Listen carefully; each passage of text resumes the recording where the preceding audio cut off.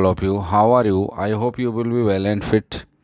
दोस्तों, मैंने कल के अपने ऑडियो लेक्चर में आपको जो एज ए PDF है पोएम 15 की वर्ड मीनिंग डाली थी। आपकी पोएम का नाम है द 7 एजेज ऑफ मैन, यानी मनुष्य की 7 अवस्थाएं। विलियम शेक्सपियर की बहुत ही शानदार कविता है ये दोस्तों, जो कि दुनिया के महानतम कवि, नाटककार, अभिनेता के रूप में दुनिया में जाने जाते हैं, विलियम शेक्सपियर। इसमें मनुष्य की 7 अवस्थाओं का वर्णन है कि कैसे पूरे संसार को विलियम शेक्सपियर ने एक रंगमंच बताया और वो शुरू से आखिरी तक का जो पूरे जीवन का सफ़र तय करता है, कैसे इन 7 अवस्थाओं से गुजरता है, किस अवस्था में वो क्या क्या करता है, किस मन से करता है, क्या नहीं है, ये सब इसमें बताया जाता है दोस्तों। तो इस तरीके से दोस्तों विलियम शेक्सपियर ने बहुत ही सुंदर चित्रण किया है। Now I am starting your poem 15। Please open your book and try to understand with me. सबसे पहले देखो कवि क्या कह रहा है। All the words is a stage, पूरा संसार एक रंगमंच है। बहुत सुंदर बात कही है। All the man and women merely players, और करीब इस दुनिया के सभी स्त्री और पुरुष केवल अभिनेता और अभिनेत्रियां हैं। यहाँ पे अपना अपना रोल प्ले करने आता है। एक ही समय एक आदमी, किसी का पिताजी है, किसी का भाई है, किसी के लिए पुत्र है, किसी का मामा है। They have there exist and there entrances. बताया जा रहा है कि वो इस मंच पर प्रवेश एम आते हैं और प्रस्थान करते हैं। इससे प्रस्थान करते हैं, आते और एग्जिस्ट एंड देयर एंट्रेसेस, प्रवेश करना एंट्रेसेस, और एग्जिस्ट यानी प्रस्थान करना, आते हैं और चले जाते हैं। And one man in his time play many parts और हिज एक्ट्स बिंग 7 एजेज। और एक ही आदमी एक समय विशेष में बहुत सारी भूमिकाएं अदा करते हैं। जैसे वो किसी का पिता बन के, किसी का पुत्र बन के, किसी का पति बन के। अब जैसे मान लो मैं, मेरे ऊपर ले लो दोस्तों, मैं किसी का भाई भी हूँ, मैं किसी का पुत्र भी हूँ, और मैं किसी का पिता भी हूँ, मैं किसी के लिए मामा भी हूँ। बहुत सारे रोल मैं प्ले कर रहा हूँ। हिज एक्ट्स बिंग 7 एजेज, ये भूमिका अथवा ये अभिनय उसके जीवन की 7 अवस्थाएं होती है दोस्तों।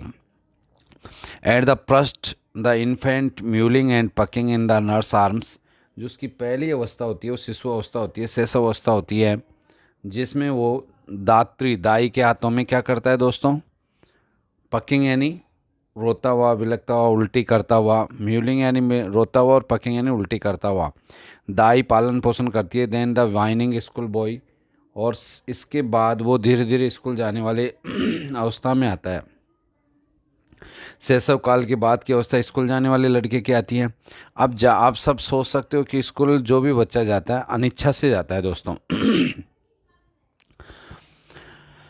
तो then the whining school boy, यानी उसका चमकता हुआ चेहरा, स्कूल जाने वाले लड़के की वह शिकायत करता हुआ आनाकानी के साथ चेहरा चमक रहा है। वाइनिंग यानी चमकदार, विथ सेचल यानी एक छोटा सा थैला उसके हाथ में। And shining morning face creeping, रेंगता हुआ, like snail unwillingly to school, यानी आनाकानी करता हुआ एक छोटा सा थैला लिए हुए, सुबह सुबह चमकते हुए चेहरे के साथ। बहुत ही घेंगा होता है, यानी कहने का एक लोकोक्ति मुहावरा है, 9 दिन चले 2.5 कोस, यानी 9 दिन में भी खाली मात्र केवल 2.5 कोस की दूरी तय करना। तो बिल्कुल वो पढ़ना किसी को अच्छा नहीं लगता बचपन में, तो घेंगा है, घेंगा बहुत धीरे चलता है। वैसे बच्चा अनचाहे मन से, बिना मन से 2.5 कोस की स्पीड में बहुत धीरे धीरे वो चलता हुआ, जैसे 2.5 कोस वाला एक एग्जाम्पल मैंने दिया, धीरे धीरे अनविलिंग यानी अनुच्छिक होकर, उसकी कोई इच्छा नहीं है, स्कूल की तरफ जाता है। पहली अवस्था ये है दोस्तों। And then the lover sighing like furnaces, फिर अवस्था आती है दोस्तों युवा प्रेमी की। लवर यानी प्रेमी, साइनिंग लाइक फर्नेसेज, वो आए बढ़ता है एक जलती हुई भट्टी के समान। फर्नेसेज यानी जलती हुई भट्टी है, मैंने वर्ड मीनिंग में लिखी है, विथ ए वोफुल ब्लेड, और वह अपनी प्रेमिका की बॉों की प्रशंसा में एक दर्द भरा गीत गाता है। इसमें बताया जा रहा है, V A woeful blade made his mistress eyebrow. Mistress यानी प्रेमिका, आईब्रो यानी अपनी प्रेमिका की बहू की प्रशंसा करता हुआ एक दर्द भरा गीत गाता है इस अवस्था में। और इससे नेक्स्ट स्थिति आती है, then a soldier full of a strange oaths. इसमें वो एक सैनिक का कार्यकाल पूरा करता है। फुल ऑफ स्ट्रेंज होता है, इसमें अजीब व गरीब संकल्प लेता है, दृढ़ निश्चय करता है। वो सैनिक बनने से पहले भांति भांति के संकल्प प्रतिज्ञाएं लेता है। And beard like the pard jealous in honour, और तेंदुए के समान एक सैनिक दाढ़ी रखता है सम्मान के लिए। वो लाइक द पार्ट, तेंदुए के समान, जेलियस इन ऑनर, सम्मान के लिए वो हमेशा क्या करता है दोस्तों, sudden and quick in quarrel, ईर्ष्यालु होता है, झगड़ने के लिए हमेशा तत्पर रहता है। आप देखते हो सैनिक कई दफ़े सम्मान पाने के लिए, तुमने देखा होगा कि कई बार झूठे सम्मान पाने के लिए झूठे एनकाउंटर शो कर देते हैं। सीकिंग द बबल रेपुटेशन, बबले की ये बबल यानी होता है पानी के बुलबुलों के समान खोखली प्रतिष्ठा पाने के लिए वो हमेशा लड़ने को तैयार रहता है। Seeking the bubble reputation even the cannon mouth, यहाँ तक कि मौत के मुंह में भी जाने को वो हमेशा तैयार रहता है दोस्तों।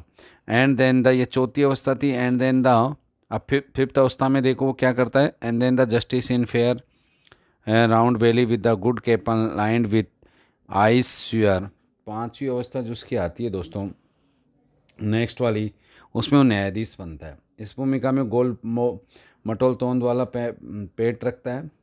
गोल मटोल बेली यानी पेट कह दो, तोंद कह दो। गुड कैपन लाइंड, यहाँ कभी कहता है कि उसके पेट में नरचूजों का मांस भरा हुआ है। नरचूजों का मांस भरा होने से क्या तात्पर्य है दोस्तों, उसने यानी बहुत रिश्वत खाई है।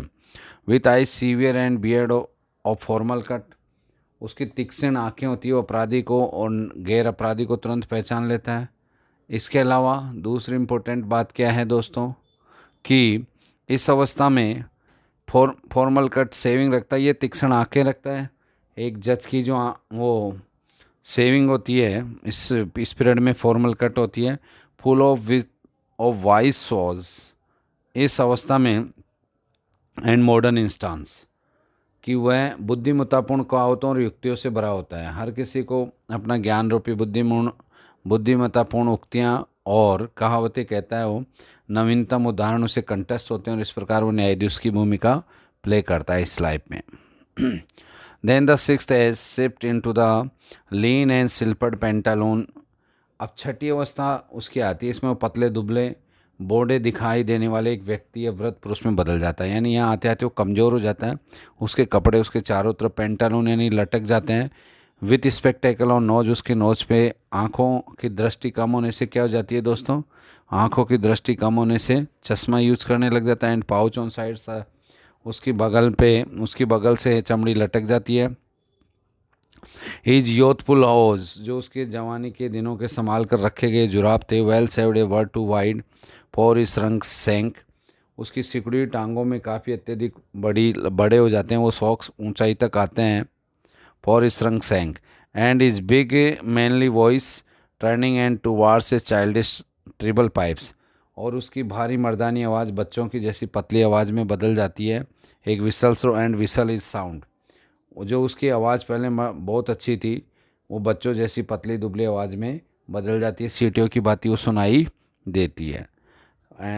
भाव यह है कि वृद्धावस्था में व्यक्ति वैसे पतला दुबला बूंदा सा क्यों कपड़े लटकते हैं, शरीर जीर्ण शीर्ण अवस्था में आ जाता है उसका, और आवाज़ बच्चों के समान कर्कश हो जाती है। आँखों से कानों से सुनने में देखने में सब में वो बहरापन सा महसूस करता है। और जो लास्ट स्टेज है उसकी दोस्तों, ये 7 अवस्थाओं में से जो उसकी लास्ट स्थिति है वो कौन सी है, देखे ध्यान से आप, वो ये है the last scenes of all that the ends the strange eventual history. इस अवस्था में आते आते 7वीं अंतिम अवस्था जो इस घटना प्रधान जीवन का अंत कर देती है। The last scenes of all the ends of the strange eventual history, कहने का तात्पर्य है कि 7वीं अथवा अंतिम अवस्था जो इस घटना प्रधान जीवन का अंत कर देती है। इज सेकेंड चाइल्ड डांस, वह इस अवस्था में दूसरा बचपन वाली स्थिति आ जाती है, क्योंकि बचपन में भी बच्चा दूसरे पे आश्रित होता है। माँ वो वही उठाएगी खिलाएगी पिलाएगी तो खाएगा नहीं, वो लेटा रहेगा गीले में। और बूढ़ा आदमी भी वृद्ध आदमी भी ऐसा ही दूसरों पे आश्रित हो जाता है। अगर कोई वृद्ध को संभाल रहा है, खिला रहा है, उठा रहा है, उसे गीले से सूखे में लेटा रहा है, जब ही वो बच पाता है। तो वैसे उसी तरीके से उसका एक दूसरा बचपन हो जाता है। तो इसको अपन भी called it second childhood stage, इसको दूसरा बचपन भी कह सकते हैं। In second childishness and mere oblivion, यानी कहने का तात्पर्य है दूसरा बचपन वो विस्मृति की स्थिति आती है। ओब्लिवियन यानी विस्मृति, भूल जाने वाली। सेंस टीथ, इस अवस्था में उसके दंत रहित हो जाता है वो। सेंस आइज, आँखों रहित हो जाता है। सेंस टेस्ट, उसे कोई स्वाद नहीं आता। एंड सेंस एवरीथिंग, यानी हर प्रकार से वो वंचित प्राणी बन जाता है इस अवस्था में आते आते। इस तरीके से दोस्तों विलियम शेक्सपियर ने इस पोएम में, जिसका नाम है the 7 edges of a man, मनुष्य की 7 अवस्थाओं का वर्णन किया है। पहली अवस्था में शिशु, दूसरे में बालक, तीसरी अवस्था में जाते वो एक प्रेमी की अवस्था होती है, चौथे सैनिक की, पाँचवीं आपने देखा एक न्यायाधीश की है, छठी एक पेंटालून वृद्ध की है जो कमज़ोर व्यक्ति भोंडापन सा दिखता है, और अंत में एंडिंग अवस्था है जिसमें दूसरा बचपन का आ गया है, वो टीथलेस आइसलेस वाली अवस्था हो जाती है। आंखों से भी कमज़ोर, सब कुछ देखना बंद, दूसरों पे आश्रित बचपन की तरह, ऐसी अवस्था आ जाती है। मैंने इस पोएम के एक एक वर्ड मीनिंग को क्लियर करते हुए आपको रीड करवाया। Please listen this audio again and try to understand it with word meaning. मैं नेक्स्ट मेरे ऑडियो लेक्चर में इसके क्वेश्चन आंसरों का PDF डालूंगा। Best of luck.